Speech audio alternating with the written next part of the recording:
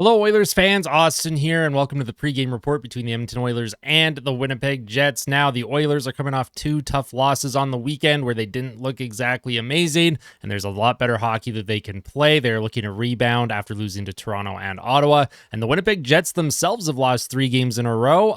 They were looking pretty good right after the trade deadline, but now things in Winnipeg are looking interesting. So, Winnipeg's been struggling to score, and they've been struggling to keep the puck out of their net lately, and something that Winnipeg is one of the best teams at is limiting goals against. They have the best goaltending out there. So let's get into the projected lineup and talk about this. So for the Oilers, Jack Michaels put out a tweet this morning. This is the lineup for Edmonton tonight in Winnipeg. Ryan Nugent-Hopkins is back with Connor McDavid and Zach Hyman. Love to see that. Adam Henrique is with Leon Draisaitl and Warren Foegele. Great line. I'm okay with this. Evander Kane is back in the lineup after his scratch against the Ottawa Senators. Then you have Ryan McLeod and Corey Perry. I like that line as well. And then you have Janmark with Ryan and Brown, which means Sam Carrick is the odd man out. Now, Sam Carrick did have a tough game. He wasn't great in the faceoff dot. He wasn't very good on the penalty kill, so I'm not surprised to see him out for Derek Ryan tonight. Now, on defense, they've gone back to the defense pairs that they had been running for 90% of the season until the most recent weeks here. You have Ekholm with Bouchard, Nurse is with CC again, and Kulak is with Desharnais. Now, Kulak with Desharnais, that is optimal. I don't have a problem with that, but Cody CC continuing to be in the lineup and Troy Stetcher continuing to be a scratch is a bit of a head scratcher for me, but you know what? We'll see how the team responds. We'll see how the defense pairs respond to going back to their regular partners, and then Stuart Skinner, of course, gets the start tonight for Edmonton. He's looking to bounce back after a pretty poor performance against the Toronto Maple Leafs.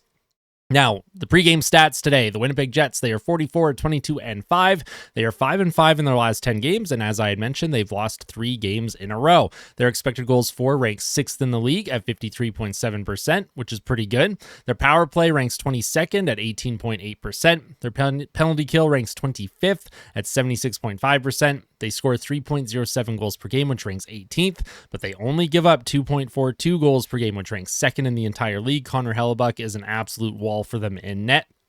They have the league's best save percentage at even strength at 92.25%, and their team shooting percentage ranks 24th at 9.07%. That's one of the reasons why they went out and got Tyler Toffoli at the deadline and got Sean Monahan earlier this season. Winnipeg needs more goal scoring. They need more finishers, and this is a team that, they have been struggling recently, and I don't want them to explode offensively against the Oilers because Winnipeg is due.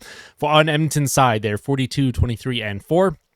They are 5-3-2 in their last 10 games on a 2-game losing streak in regulation. They are 2nd in the league in expected goals for percentage at 57.49%. Their power play has climbed all the way up to 2nd in the entire league. It is now at 27.5%. The power play has started to come together. However, their defense and goaltending has started to fall apart. Of course, you just can't have all of it come together at once if you're Edmonton, apparently.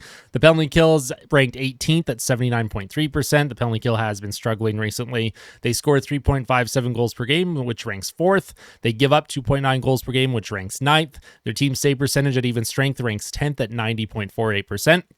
And their team shooting percentage ranks 11th in the league at 10.05%. That team shooting percentage has started to go up. Edmonton is scoring a bit more goals recently, but the amount of goals that they're giving up on their own side is not very good. So Edmonton last played Winnipeg back on November 30th, I believe. Yes, it was November 30th. They were down 1-0 heading into the third period, and they scored 3 unanswered in the third to beat the Jets 3-1 that night. And then earlier in the season, back in October, they played the Jets on Hockey Night in Canada and lost that game 3-2. After having a 2-0 lead. They lost in overtime. And that was back when the team just couldn't figure out how to win at the start of the season. So Edmonton does play Winnipeg hard. These teams usually are pretty close. There's usually a lot of overtime matchups or 1-goal games. Every now and then you get some crazy ones. Last season, there was a 7-5 win for Winnipeg, a 6-3 win for the Oilers. So if this game ends up being high scoring, that wouldn't surprise me. But I am predicting a lower scoring 3-2 Oilers win in overtime.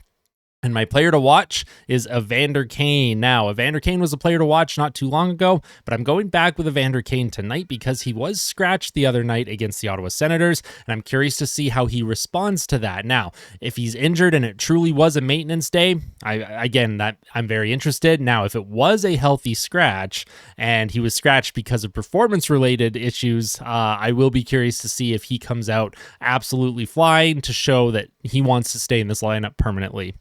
As always, I like to ask all of you, what are your game day predictions? Give me your game day thoughts, your score predictions down in the comment section below. I love hearing and reading them. There's always someone that is like, Edmonton's going to win 9-1 today, and so-and-so is going to have a hat trick, and I love predictions like that because it's fun to talk about. As always, I appreciate all of your support. If you like this video, make sure you hit like. If you really like it, make sure you hit subscribe, and tell somebody that you love them, and I'll see you in the post-game recap. Take care, guys.